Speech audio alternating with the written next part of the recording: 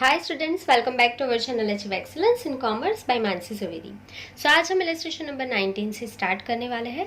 A balance die is tossed 7 times if the event of getting a number 5 or more is called success and x denotes the number of success in 7 trials, then write number 1 write the probability distribution of x, and number 2 find the probability of getting 4 success, and number 3 find the probability of getting at the most 6 successes. So यहाँ पे आपको 3 question के answer देने हैं। आपको बोला क्या है कि आपको एक डाइस जो है वो 7 टाइम जो है वो टोस करना है, ठीक है। तो आपको पता है कि जब भी आप डाइस को यहाँ पे थ्रो करेंगे तो उसका यूनियन स्पेस क्या होगा, u is equals to dice पे नंबर कौन से होते हैं, 1 2 3 4 5 एंड 6 तक होते हैं। क्लियर यहाँ पे। और जो प्रोबेबिलिटी आएगी आपकी ईच नंबर की वो क्या होगी, 1/6, ठीक है, ये आपको पता ही है। सो यहाँ पे हम लिख लेंगे probability of getting each number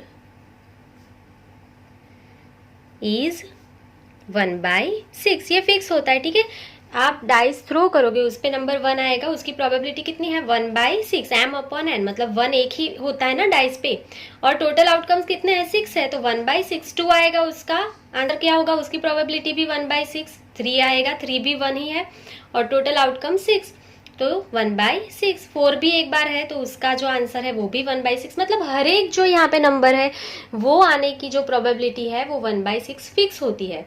अब आगे देखेंगे, if the event of getting a number 5 or more is called success। देखो अभी आपने डाइस थ्रो किया है और आपको क्या बोला है कि आप डाइस थ्रो करते हो ना, तब 5 या उससे ज्यादा नंबर आपको मिलेंगे तो आप सक्सेस होंगे। तो यहाँ पे लिखेंगे P क्या है आपका, सक्सेस की प्रोबेबिलिटी मतलब P।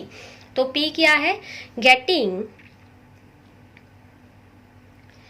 5 और मोर, 5 और मोर, 5 और उससे ज्यादा क्या आएगा, डाइस पे 6 ही आएगा ना, उससे ज्यादा तो कुछ है नहीं। तो गेटिंग 5 और 6 ऑन द डाइस, ठीक है। तो यहाँ पे या तो 5 आएगा या तो 6, दोनों में से कोई एक ही आएगा ना। तो 5 आएगा, उसकी प्रोबेबिलिटी फिक्स है, कितनी है, 1/6, ये फिक्स है। 6 आएगा और आएगा, तो बीच में हम प्लस की साइन करते हैं।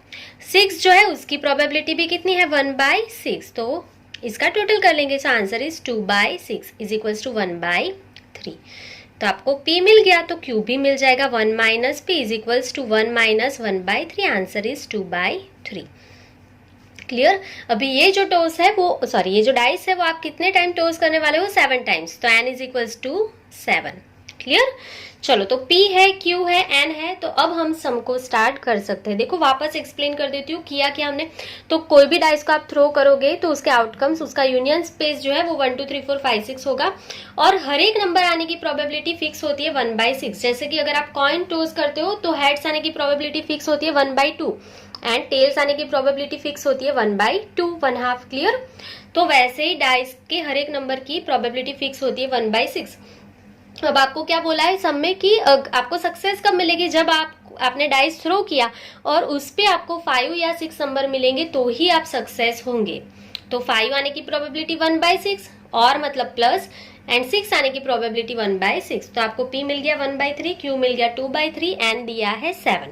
चलिए, तो अभी हम सम को स्टार्ट कर सकते हैं। Number 1 right the probability distribution of x। तो लिख देंगे नंबर 1 प्रोबेबिलिटी distribution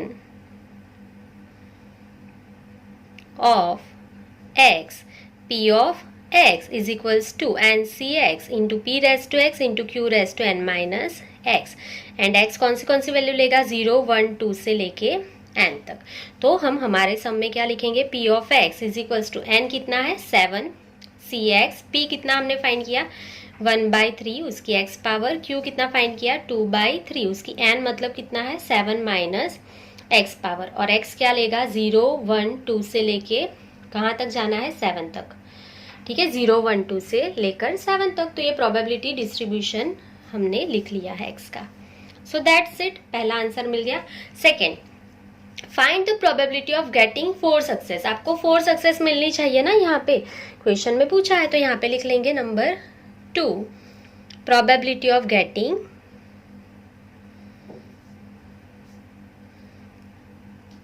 4 सक्सेसेस।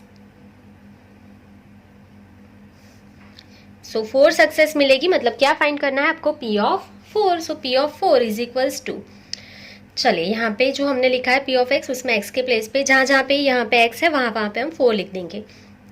तो 7c4, 1/3 raised to the power 4, 2/3 raised to the power 7 minus 4। चलिए इसको सॉल्व कर लेंगे। 7c4 मतलब 7 से 4 प्लेस 7, 6, 5, 4 डिवाइड बाय 4, 3, 2, 1। इसके लिए हम पास्कल ट्राइंगल भी यूज़ कर सकते हैं, पर मैं वो नहीं सिखा रही हूँ। हर एक सब में हम यही मेथड का यूज़ करके कर रहे हैं। अगर आपको पास्कल ट्राइंगल आता है तो उससे भी हो जाएगा, ठीक है। अगर आपको सीखना है तो फिर बोलना, उसके लिए मैं अलग एक वीडियो बना लूँगी, तो उससे भी आप सॉल्व कर सकते हो। तो आपको ये नहीं लिखना पड़ेगा। चलिए, सो 3 की 4 पावर क्या होगी, 81। 7 माइनस 4 मतलब 2 की 3 पावर 8 एंड डिवाइड बाय 3 की 3 पावर 27। जो कट होगा वो कट कर देंगे। 4 4 कट, 3 1 जा 3, 3 2 जा 6, 2 2 cut. 7 into 5 is 35, 35 into 8 answer is 280 divide by 81 into 27। So solve कर लेंगे इसको। 81 into 27, so answer is 2187। Clear यहाँ तक? सो पहला जो आपका आंसर था वो आपको मिल गया है, बहुत ही इजी था ये। क्लियर? चलिए, सो नेक्स्ट आगे जो हमारा थर्ड क्वेश्चन है वो देख लेंगे। यहाँ पे find the probability of getting eight the most 6 successes. ठीक है, आपको क्या बोला है, एट मोस्ट 6 सक्सेस। आपको ज्यादा से ज्यादा 6 सक्सेस मिलनी चाहिए। तो यहाँ पे लिख देंगे probability of getting at the most 6 successes। ठीक है, तो ज्यादा से ज्यादा 6 सक्सेस, तो कम से कम कितनी होगी। सो आपको क्या फाइंड करना है, P of x is less than और इक्वल्स टू 6। ज्यादा से ज्यादा आपको 6 सक्सेस मिलनी चाहिए, तो कम से कम कितनी मिलेगी। देखो n हमारा 7 है, आपको 6 ट्रायल में सक्सेस मिलनी ही चाहिए, ज्यादा से ज्यादा 6। तो कम से कम कितनी ट्रायल, 0 भी हो सकती है, 1 भी हो सकती है, 2 भी हो सकती है, 3 भी हो सकती है, 4 भी हो सकती है, +5 भी हो सकती है, 6 भी हो सकती है। तो इतना ज्यादा फाइंड करना पड़ेगा।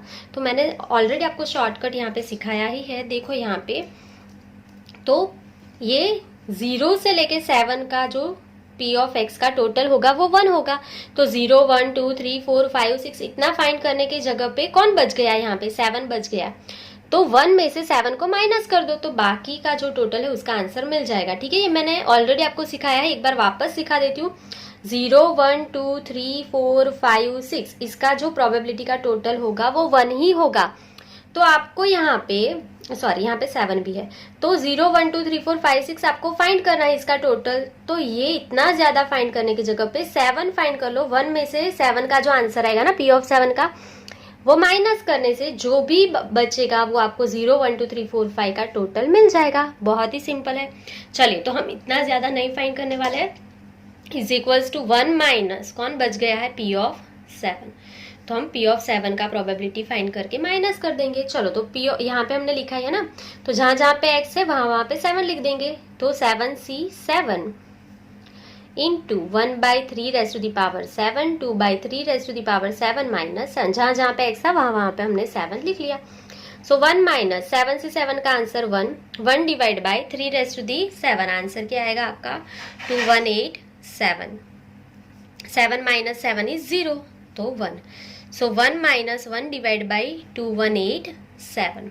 तो एलसीएम ले लो, 2187 minus 1, so answer is 2186 divide by 2187।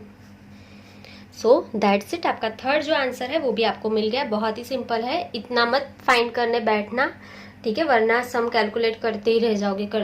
इतना टाइम हमारे पास एग्जाम में नहीं होता है। चलिए, सो यहाँ पे आपका इलस्ट्रेशन नंबर 19 कंप्लीट हो गया है। आई होप कि आपको पूरा समझ में आ गया है, कोई भी डाउट नहीं होगा। चलिए नेक्स्ट क्वेश्चन देखेंगे, illustration number 20। A social worker claims that 10% of the young children in a city have vision problem। तो सोशल वर्कर का क्या कहना है कि जो टोटल पॉपुलेशन है उसमें से 10% जो है यंग चिल्ड्रन में वो उसमें विजन का प्रॉब्लम है, आई प्रॉब्लम है, ठीक है। A sample survey agency take a random sample of 10 young children from the city to test the claim. अभी यहाँ पे जो सर्वेज एजेंसीज होती है ना, उन्होंने क्या किया है कि 10 यंग चिल्ड्रन को सिलेक्ट किया है रैंडमली, ठीक है, चेक करने के लिए ये जो सोशल वर्कर बोल रहे हैं ना कि 10% चिल्ड्रन में विजन प्रॉब्लम है, वो है या नहीं एक्चुअल में, वो चेक करने के लिए उन्होंने 10 चिल्ड्रन को रैंडमली सिलेक्ट किया है। If at the most one young child is affected by the vision problem, the claim of the social worker is rejected. अब क्या बोला है कि at the most one young child, मतलब ज्यादा से ज्यादा अगर एक ही बच्चा विजन प्रॉब्लम से सफर कर रहा होगा ना, तो सोशल वर्कर का जो क्लेम है वो रॉन्ग हो जाएगा। तो करना क्या है, find the probability that the claim of social worker is rejected. And number 2, the expected number of young children having vision problem in the randomly selected 10 young children. तो हमें expected number find करना है। expected number मतलब mean, ये मैंने पहले सिखाया, mean मतलब NP, N into P करना है सिर्फ, क्लियर। चलिए, तो हमें क्या करना है कि हमें ये जो है वो रिजेक्ट करना है। ये जो सोशल वर्कर बोल रहे हैं ना कि 10% जो है वो बच्चों में विजन का प्रॉब्लम है। तो देखते हैं करना क्या है। तो देखो, P is equals to probability that a child has eye problem। तो कितने बच्चों को आई का प्रॉब्लम है, 10% को है, तो 10% मतलब 10 divide by 100, so answer is 0.10। So P मिल गया तो Q मिल जाएगा 1 minus P is equals to 0.90। So P है, Q है। अभी आपको यहाँ पे क्या करना है, तो यहाँ पे क्लियरली आपको बोला है कि आपने 10 बच्चों को सिलेक्ट किया है रैंडमली, सो हमारा N क्या हो जाएगा, 10, क्लियर। P बहुत ही सिंपल है, Q है, N है, सब कुछ मिल गया। अभी हम सम को स्टार्ट कर सकते हैं। हमारा answer number 1, the probability that the claims of social worker is rejected. हमें ये जो सोशल वर्कर क्लेम कर रहा है ना कि 10% बच्चों को विजन का प्रॉब्लम है ही है, तो उसे हमें रिजेक्ट करना है। तो रिजेक्ट कब होगा, तो ऊपर ही कंडीशन दी है, यहाँ पे क्वेश्चन में देख लो, if at the most one young child is affected by the vision problem then the claim of the social worker is rejected.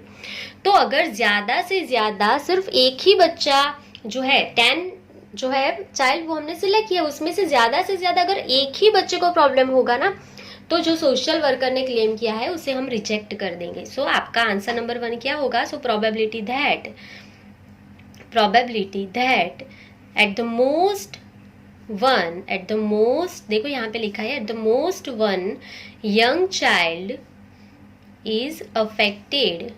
is affected by the vision problem। तो उसका मतलब क्या है कि एट द मोस्ट मतलब ज्यादा से ज्यादा एक बच्चे को ही आई का प्रॉब्लम होना चाहिए। तो ज्यादा से ज्यादा एक बच्चे को, तो कम से कम कितने बच्चों को होगा, 0 या 1, मतलब P of X is less than और इक्वल्स टू 1 हमें यहाँ पे फाइंड करना है। तो उसका आंसर क्या होगा, 0 या तो 1, ठीक है। ज्यादा से ज्यादा एक ही बच्चे को विजन का प्रॉब्लम होना चाहिए, उसका मतलब क्या है कि एक भी बच्चे को नहीं हो, ये भी पॉसिबल है। तो P ऑफ 0 को भूल मत जाना। चलिए तो फाइंड कर लेंगे यहाँ पे P ऑफ 0, तो यहाँ पे डायरेक्टली फॉर्मूला अप्लाई कर देंगे। NCX मतलब 10CX मतलब 0, P रेस टू X मतलब 0.10 रेस टू दी X मतलब 0, and Q raised to 0.90 raised to N minus X मतलब 10 माइनस 0, क्लियर। चलिए प्लस P ऑफ 1 मतलब 10C1 0.10 raised to 1 and 0.90 raised to 10 minus 1। चलिए इसे solve कर लेंगे। 10C0, तो उसका आंसर यहाँ पे लिखते जाएंगे। देखो यहाँ पे जगह कम है तो मैं ऊपर लिख रही हूँ अभी। सो 10C0 का आंसर आपको पता है, NC0 उसका आंसर हर बार क्या होता है, 1 होता है। 0.10 रेस टू 0 उसका आंसर किसी भी की भी पावर 0 है, मतलब आंसर 1 होगा।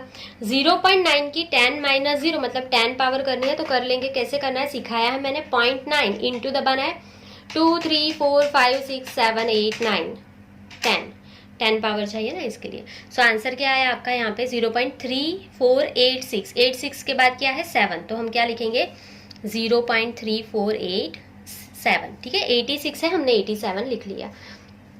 चलिए उसके बाद यहाँ पे प्लस 10C1 मतलब 10 से एक प्लेस मतलब 10, 0.10 की 1 पावर मतलब 0.10, और 0.90 की 10 माइनस 1 मतलब 9 पावर, तो देख लेंगे 0.9 इंटू 2 3 4 5 6 7 8 9, सो 9 पावर हमें यहाँ पे मिल गई है 0.3874।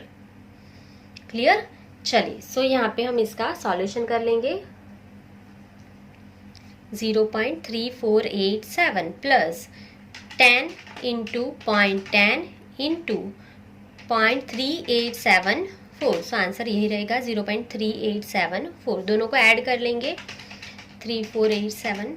चलिए सो आंसर है 0.7361। तो पहला जो आंसर है वो आपको मिल गया है कि क्या पूछा है कि the probability of the claim of social worker is rejected is 0.7361। चलिए अभी सेकंड जो है, the expected number of young children having vision problem in the randomly selected 10 young child. तो यहाँ पे एक्सपेक्टेड नंबर फाइंड करना है, सो लिख लेंगे the expected number of young children having vision problem